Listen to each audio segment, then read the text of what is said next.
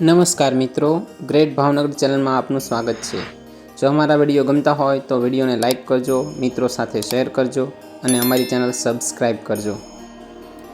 આજના વિડીયોમાં શિહોરીમાંનો ઇતિહાસ અને શિહોરના ડુંગર પરનું કુદરતી સૌંદર્ય આપણે જોઈશું। ભાવનગર રજવાડાની જૂની રાજધાની શિહોર હતી।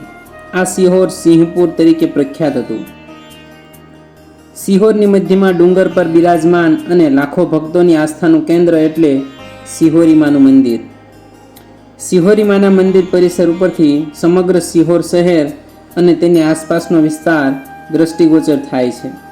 ખજૂરભાઈ એટલે કે નીતિન જાની અવારનવાર શિહોરીમાના દર્શને આવે છે, કેમ કે શિહોરીમાં જે છે એ બ્રાહ્મણોના જાની અને બીજા ઘણા બ્રાહ્મણ કુળના કુલદેવી ગણાય છે। બ્રાહ્મણ પરિવારો શિહોરીમાને કુલદેવી તરીકે પૂજે છે।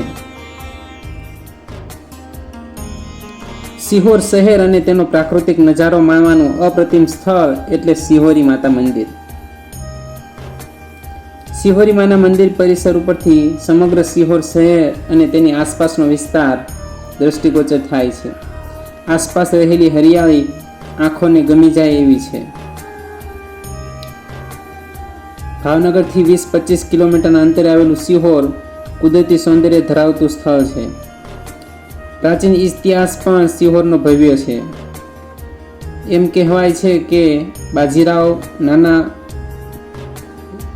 નાના ભાઈ પેશવા જીવનના અંતિમ સમયમાં અહીં રહ્યા હતા। બાજુમાં જ ગૌતમેશ્વર તળાવ આવેલું છે અને ત્યાં રહેલું ગૌતમેશ્વર મહાદેવ મંદિર પણ પ્રાચીન મહત્વ ધરાવે છે, જ્યાં ગૌતમ ઋષિએ તપસ્યા કરી હોવાનું મનાય છે।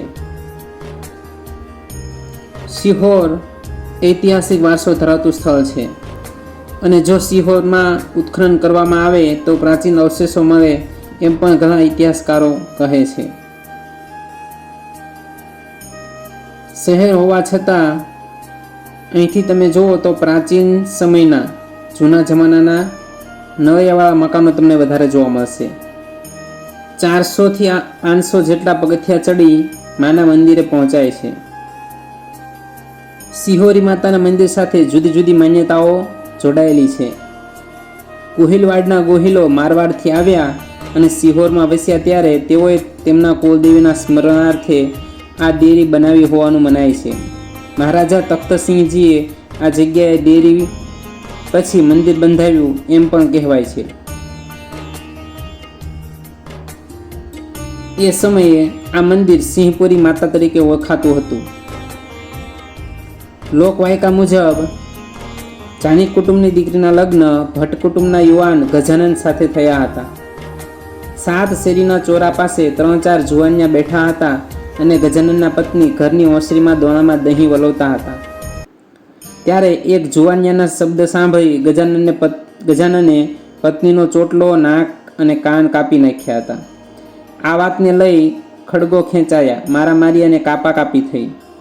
ગજાનનની પત્ની પાછળ ટોળું દોડ્યું, જેથી સતી નારીએ સૂર્યદેવ સમક્ષ પોતે પતિવ્રતા હોય, કોઈ પરપુરુષનો સ્વપ્ને વિચાર કર્યો ન હોય તો પોતાને પથ્થર બનાવી દેવા અરજ કરી।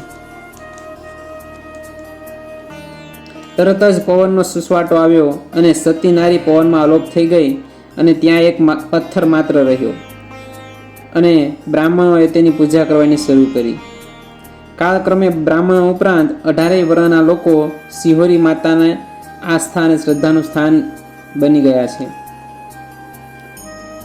બીજી લોકવાયકા મુજબ અંગ્રેજો કે ગાયકવાડના સૈનિકોએ શિહોર પર આક્રમણ કર્યું અને આ બ્રાહ્મણના દીકરી સતી હોવાની વાત સમાજમાં પ્રચલિત હતી। આક્રમણ થયું એટલે હજારો બ્રાહ્મણોના મોત થયા। ત્યારે કોઈએ મેણું માર્યું કે તમે સતી છો તો આ હત્યા કેમ થવા દીધી? આ બ્રાહ્મણોની હત્યા થઈ, તમારી હાજરીમાં આ બધું થયું કેમ?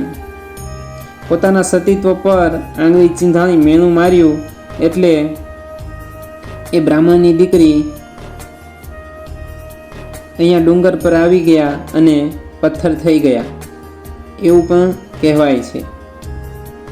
આમ સિહોરીમાં સાથે અલગ અલગ કથાઓ જોડાયેલી છે.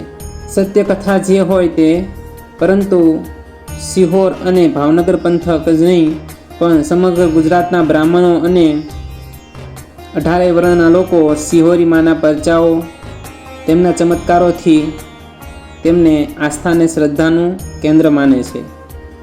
અને ઘણા બધા પરિવારો સિહોરી માને કુલદેવી તરીકે પૂજે છે.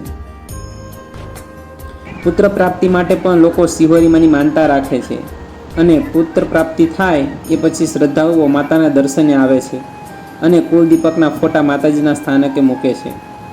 બ્રાહ્મણો બાળકની કર વિધિ આ મંદિરે કરવા આવે છે. આ ડુંગર પરથી આટલી ઊંચાઈએ છે કે અહીંથી પાલિતાણાનો ડુંગર પણ દેખાય છે અને એક બાજુ ચોગઠ અને ચમારડીના ડુંગર પણ જોઈ શકાય છે. અહીં આવીને મનને એકદમ શાંતિ મળે છે. આધ્યાત્મિક શાંતિ અને માનસિક શાંતિ મેળવવા માટે આ સ્થળ ગોહિલવાડના લોકો માટે આશીર્વાદરૂપ છે. માના સાનિધ્યમાં તમે બેસો એટલે એકદમ શાંતિ મળે છે. કુદરતી વાતાવરણ પણ એકદમ શાંત છે.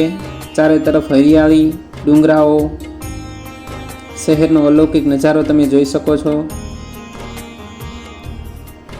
દક્ષિણ દિશામાં ગોતમેશ્વર તળાવ પણ અહીંથી દ્રષ્ટિગોચર થાય છે અને દૂર દૂર નજર કરો તો પાલિતાણાનો ડુંગર પણ, શેત્રુંજય ડુંગરના દર્શન પણ અહીંથી થઈ જાય છે.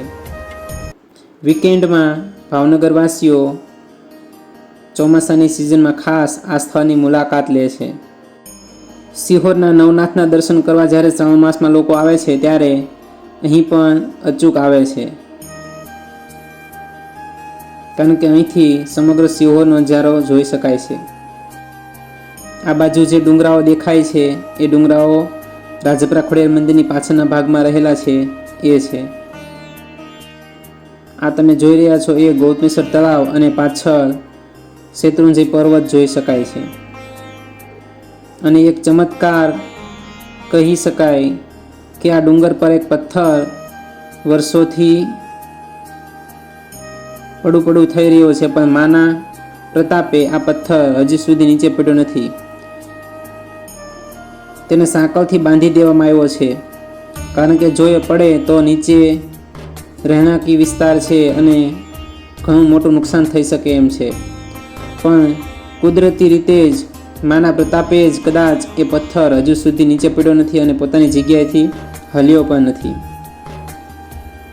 અહીં આવતા ભક્તો આ પથ્થરને પણ જરૂર જોવે છે અને માની કૃપા કે પથ્થર આજ સુધી કોઈના પર પડ્યો નથી. તો આ પણ એક ચમત્કાર જ છે. હાલમાં આ મંદિરમાં ભોજનશાળાની પણ શરૂઆત થઈ ગઈ છે. જય સિહોરીમાં.